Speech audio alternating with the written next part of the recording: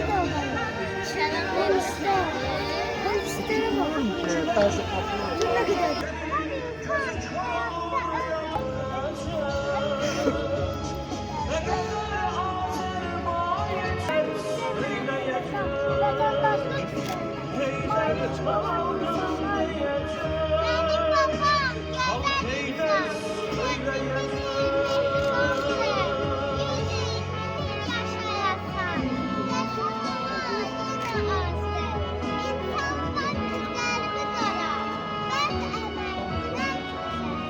Yaddaşı, yad evdə qalmadı Cavidin yədi. Bir yol Arazdır, bir yol Kürdür.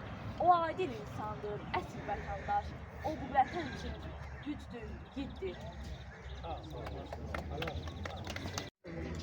Ulu Öndər Heydər Əliyevin anadan olmasının 102-ci il dönümü münasibətilə Ağstafa rayon Heydər Əliyev mərkəzində tədbir keçirilib.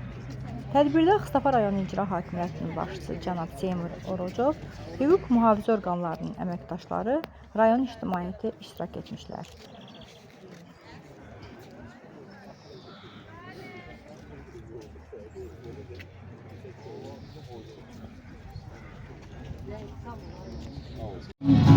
Gençlerin bayraklar olduğunda ilerli İnanarak biz tek Allah'a birlikte gidirik İlhamlar Allah'a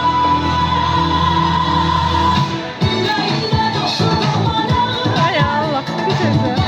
Gözlerinde delikanlıyım Kalbimde ebedi kelimeler Ben fark edilem ki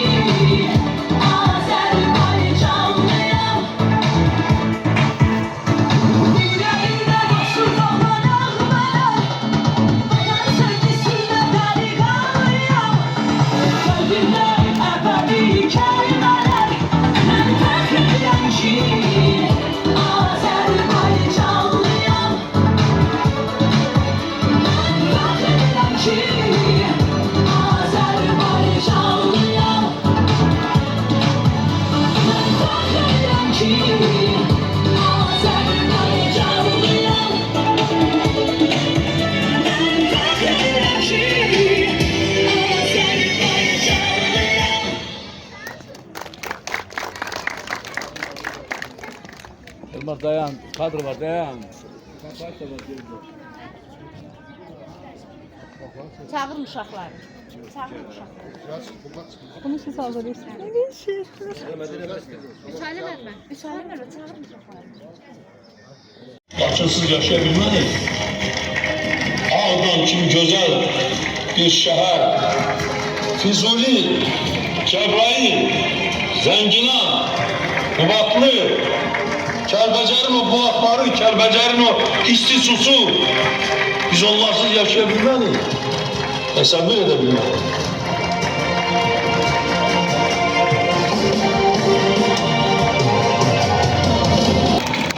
Ata vəsiyyətini yerinə yetirdi.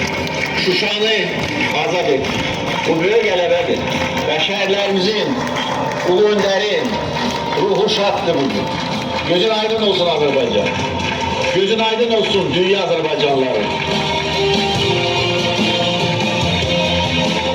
Əziz Şuşa,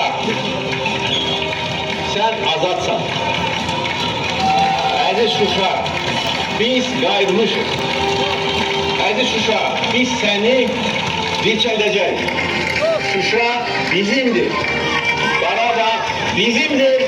Qarabağ Azərbaycandır.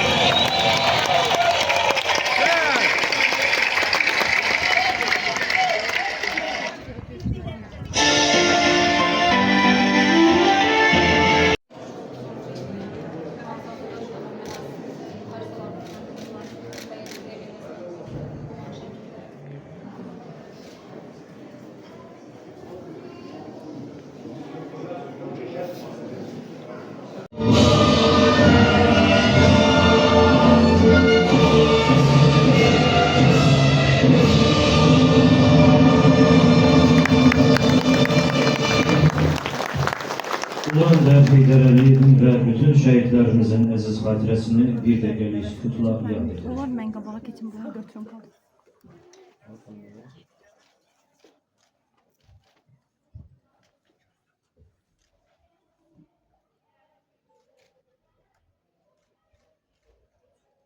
Allah rəhmət eləsin. Keçək.